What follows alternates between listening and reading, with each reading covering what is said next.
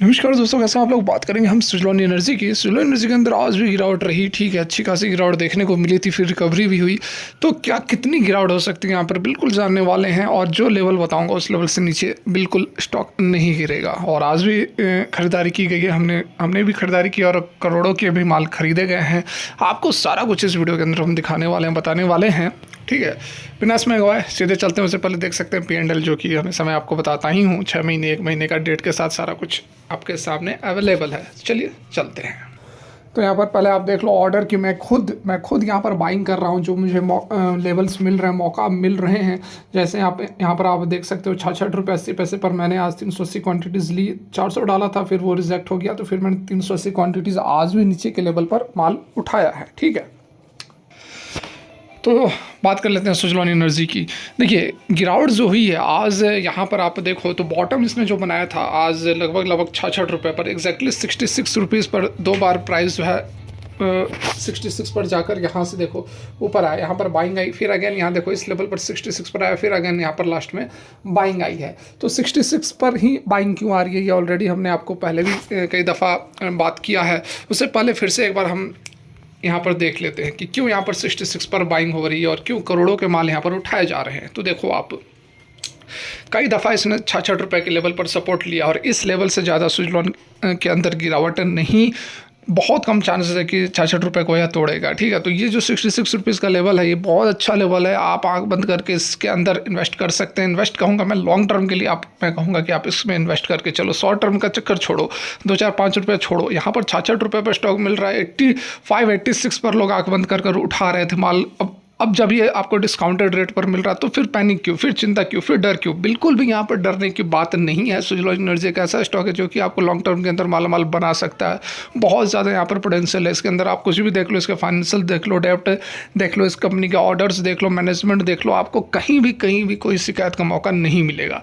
यहाँ पर देखिए लेवल्स की बात कर लेते हैं, कहाँ तक गिरावट होगी। सबसे बड़ा सवाल तो आज के डेट में यही है, क्योंकि काफ़ी समय से यहाँ पर आप देख सकते हैं कि स्टॉक जो है लगातार लगभग 85 का हाई लगाया था सितंबर में ना। हाँ, यहाँ देखिए 16 सितंबर के आसपास इसने हाई लगाया था 84 85 86 का। उसके बाद से मिड सितंबर के बाद से लगातार स्टॉक के अंदर गिरावट ही हो रही है, और ये स्टॉक जो है वह 85 से होता है वह 66 रुपीज़ तक आ चुका है। तो थोड़ा बहुत इस कारण से लोग के अंदर पैनिक है, थोड़ी बहुत सोच रहे हैं कि और कितनी गिरावट हो सकती है। तो यहाँ पर मैं आपको बता दूं कि स्टॉक के अंदर बहुत बड़ी गिरावट नहीं होगी। अब यहाँ से ज़्यादा गिरावट होने की संभावना बहुत कम है, ठीक है। और अब ऐसा मैं क्यों कह रहा हूँ, आप खुद ही देख सकते हैं। सबसे पहले हम यहाँ पर आते हैं, ये देखिए, ये अगस्त में देखिए एक रेंज यहाँ पर था, इसने कुछ दिन कंसोलिडेट किया, ठीक है, कुछ दिन कंसोलिडेट किया। और ये लेवल कौन सा है, तो देखो आप 66 का लेवल है।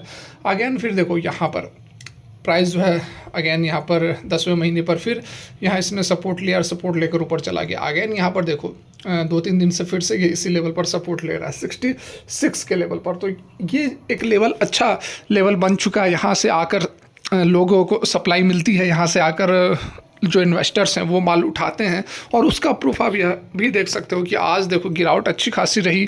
निफ्टी, बैंक निफ्टी के अंदर अच्छी खासी गिरावट रही, 1% 1.5% तक की गिरावट। दो बैंक निफ्टी के अंदर तो 2% से भी अधिक की गिरावट रही, ठीक है। तो बाकी अदर जो एनर्जी सेक्टर है उसके अंदर भी गिरावट रही। केवल निफ्टी और बैंक निफ्टी से ही हम कोरिलेट नहीं कर रहे हैं, हर एक सेक्टर के अंदर गिरावट थी। तो रिन्यूएबल सेक्टर के अंदर भी गिरावट रही, अच्छी खासी गिरावट रही। लेकिन उसके बावजूद यहाँ पर देखो सुज़लोन एनर्जी अपने लेवल पर, जैसा कि मैं पहले भी आपको बोला था कि 66 का लेवल रहेगा, यहाँ पर आप आंख बंद करके माल उठा सकते हो, सप्लाई जोन है।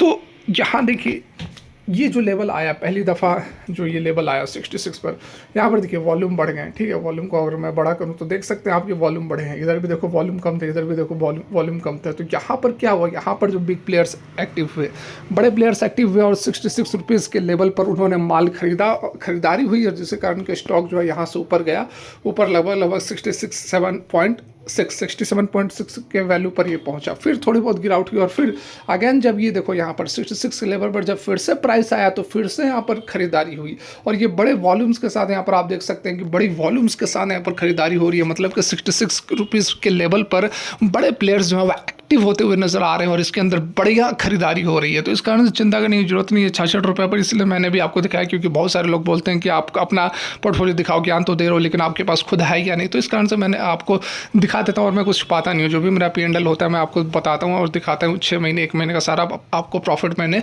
दिखाया हुआ है, ठीक है। तो यहाँ पर कुछ अपडेट निकल कर आ रहे हैं, उस पर भी यदि हम नज़र डालें, और यहाँ पर आप देख सकते हैं कि मंडे को मार्केट ओपन होगी, तो मंडे को जो है इसके फाइनेंशियल Q2 के नतीजे भी आने वाले हैं। देख सकते हैं यहाँ पर Suzlon energy told the bosses that the companies board of director जो है वह मंडे 28 अक्टूबर को मिलेंगे और अप्रूव कर सकते हैं, करेंगे ही unaudited standalone and consolidated financial statement for the quarter ending September 30, 2024, ठीक है।